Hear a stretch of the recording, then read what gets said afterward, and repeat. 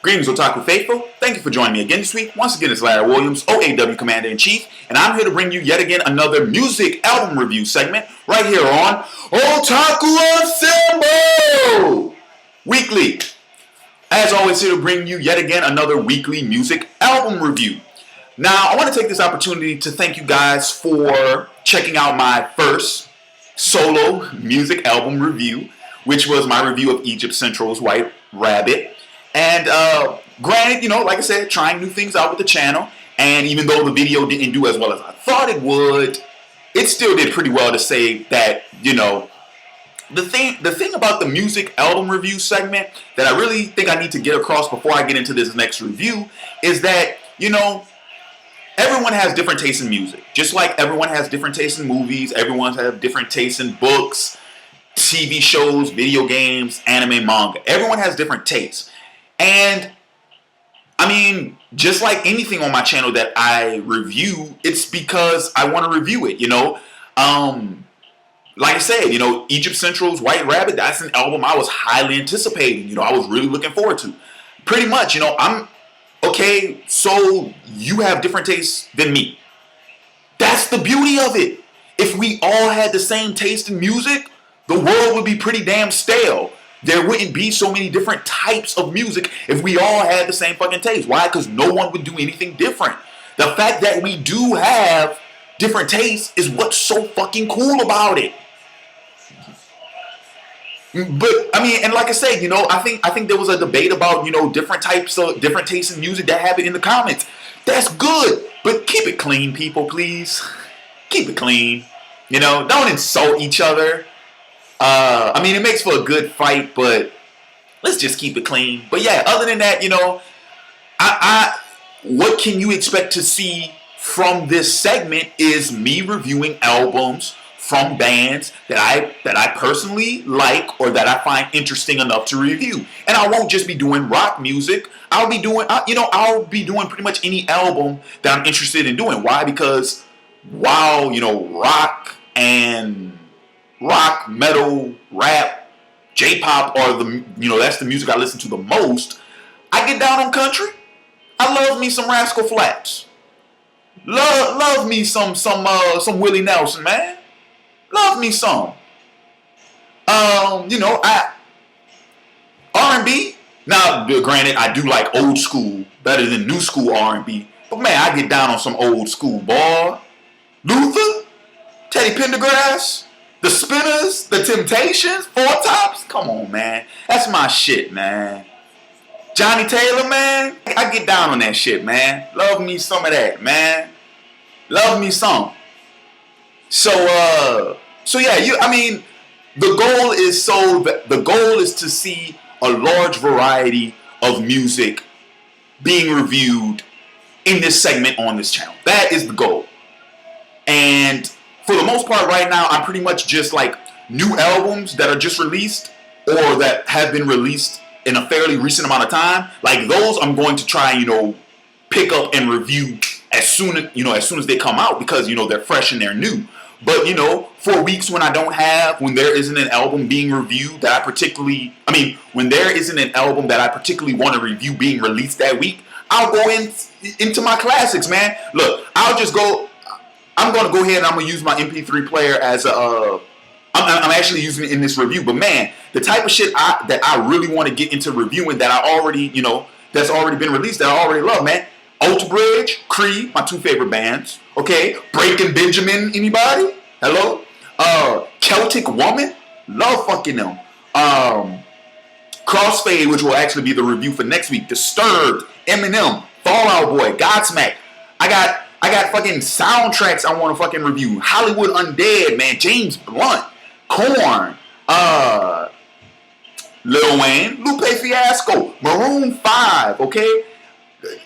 Skillet, Shinedown, 3 Days Grace, We Are the Fallen, Wicked Temptation, all these fucking, all this shit, can't wait to fucking do. So with that said, I know what is this? I've gone on ad nauseum a couple of minutes. So yeah, so let's get on with this review, which is, hold on, go ahead and get my MP3 player set so I'm actually going to be for this review, I'm going to be using my MP3 player as well as Wikipedia for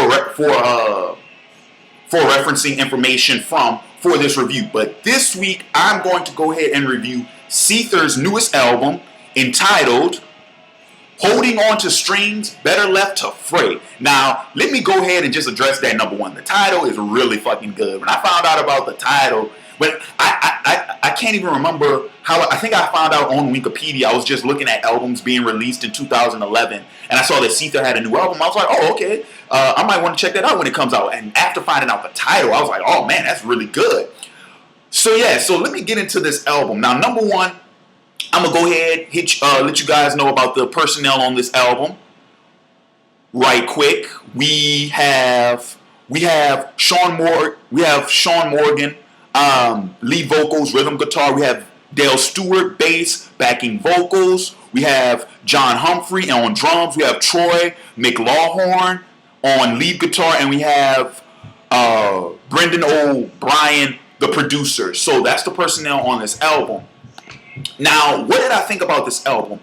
This album, it was okay. It wasn't exactly what I expected from a Seether album. It was, I'm not saying that, Seether, for the type of genre that it is rock, and they have done tracks in the past that are damn near metal, and they do have some pretty hard stuff, but they also have a lot of light-hearted stuff. One of their biggest singles of all time was Broken, which was the theme song for the Thomas Jane's Punisher film back in 2004. That was Seether featuring Amy Lee from Evanescence, and that was a lighthearted song. But so this album, I don't know, something just made me expect that it would be a lot heavier, a lot harder, a lot more grunge to it. But while this album was pretty easy on the ears, it is really, really strong in lyrics. The lyrics on this album are really strong, and just a couple of tracks to note that I really, really enjoyed that had really, really, really good lyrics on this album. The opening track one of Fur Q, pretty good lyrics. Track 3, Here and Now, really good lyrics. Country Song, is definitely one of my favorites on this album, really good. Master of Disaster, another one, really, really good. Track 8, Fade Out, really, really good. Track 10, Down, was really good. 11, Desire for Need. 12, Forsaken. And I went ahead and I picked up the bonus tracks as well. The bonus tracks were pretty good, which would be track 14, the bonus track, that was really good. And there's another version of Here and Now on here, really good. My favorite track on this album, favorite song, would probably be track 8, Fade Out. Really, really good. And yes, like I said, the lyrics in this album, really strong. It seems to me, just from my perception of the theme for this album, relationships, bad breakups, dealing with bad breakups, dealing with the recovery, seems to be the theme for this album. And not to try and be a smart ass about anything, because it is a well-known fact that the lead singer of Seether and Amy Lee did date in the past, and they had a bad breakup and whatnot. I'm pretty sure he's over it by now. I would hope so. But that was the first thing I thought when listening to some of the tracks on this album. It's like, oh man, he's still hung up on her.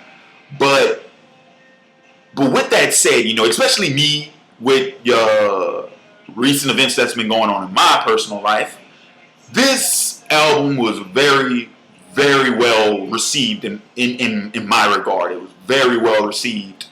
And it was nice. I actually did enjoy it. Like I said, the tracks I mentioned earlier on in the review, really good.